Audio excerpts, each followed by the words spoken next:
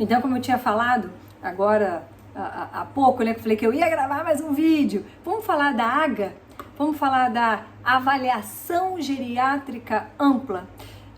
Recentemente, tá aí no canal, eu falei do papel do geriatra, eu falei da importância que o geriatra tem como aquele profissional que, além do maestro, ele que organiza a orquestra, é um conjunto de membros desse time, né, multiprofissional que cuida dessa pessoa idosa, com ou sem demência.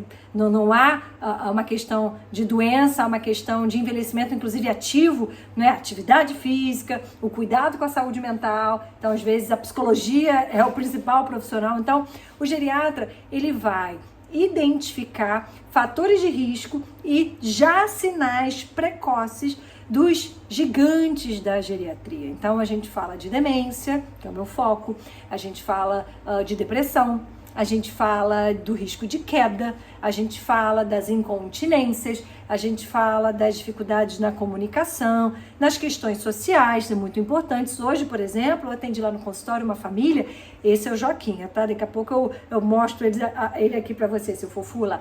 Hoje eu atendi uma família que foi lá no consultório só por causa de uma questão social.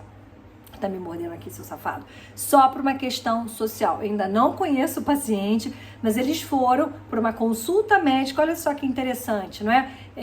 Me enxergando como uma pessoa, né? Uma autoridade, digamos assim, para ajudá-los a definir prioridades no cuidado do cunho financeiro, da transição do cuidado, que é uma pessoa que vai ter alta, e tem uma questão assim social importantíssima que envolve relações afetivas, que envolve família, finanças, como eu falei. Então, o geriatra, ele acaba sendo um médico que tem uma característica de mediação. Olha aqui o Joaquim aqui, ó, seu safado, deixa eu fazer o filme, ora bolas, que tem uma característica de mediador, que ele pode ser um conciliador, ele tem na sua formação, se não formal, mas ele busca, porque é uma habilidade, né, que ele vai ter da comunicação assertiva, da comunicação compassiva. Ele vai poder ter um pensamento sistêmico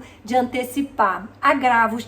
E a AGA, então, é uma ferramenta que, na verdade, é um conjunto de avaliações para a gente, avaliações para avaliar, ou seja, para a gente verificar qual a capacidade funcional do paciente. Então, desde a visão, a gente tem o teste de Jäger, né, para ver as letrinhas, o teste do sussurro para a gente ver a presbiacusia, tem a aquela visão do velho, né, a presbiacusia, a gente tem ih, meu Deus, estou confusa, a presbiacusia do ouvido, a presbiopia é da visão, mas ele vai fazer testes, por exemplo, get and go, para a gente ver o risco de queda. Ele vai fazer, por exemplo, perguntas em relação a se está satisfeito com a vida, que é uma questão relacionada à depressão. Ele vai ter até uma escala, a Sevage, né, a escala geriátrica da depressão. Ele pode perguntar se ele está em paz, que é a primeira pergunta em relação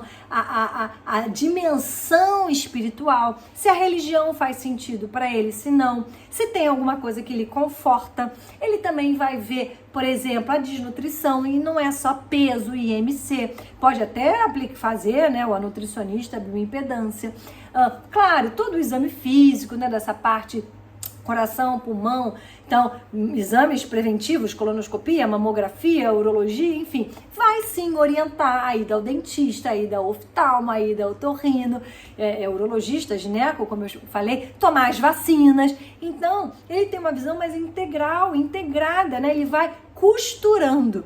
Lá no consultório, por exemplo, todo início de ano eu falo, qual é o planejamento? Ou toda primeira vez, qual é a nossa prioridade? Pelo menos para os próximos 3 meses, próximos 6 meses. Geralmente eu classifico essa pessoa idosa em frágil, pré-frágil e robusto para a gente, inclusive, fazer os retornos. E aí, dentro dessa perspectiva de identificar precocemente os agravos do envelhecimento, que são as síndromes, não é, geriátricas, do que a gente chama os gigantes da geriatria. Agora, depois eu vou falar também dos 5 M's da geriatria, que tem a ver com o que é mais importante, né? A multicomplexidade, a multicomorbidade. Às vezes a pessoa idosa não tem só uma pneumonia, tem uma pneumonia, mas ele tem um câncer de pulmão, e aí ele mora sozinho, está divorciado, ou ficou viúvo, ou os filhos cresceram, foram morar fora do Brasil, enfim, tem uma série de questões que são importantes e está no olhar da geriatria e do especialista em gerontologia. De uma forma curta, né, breve, nesses 5 minutos aí, 5 minutos e meio, essa é a AGA. Então eu sugiro a você que busque um profissional, um geriatra, perto de casa, ou da sua preferência, e que saiba se ele é qualificado, se ele é titulado, por exemplo, pela Sociedade Brasileira de Geriatria e Gerontologia, porque é uma certificação de qualidade. Claro que tem outros que não têm o título, mas são tão bons tecnicamente quanto. O importante é achar um geriatra para chamar de seu.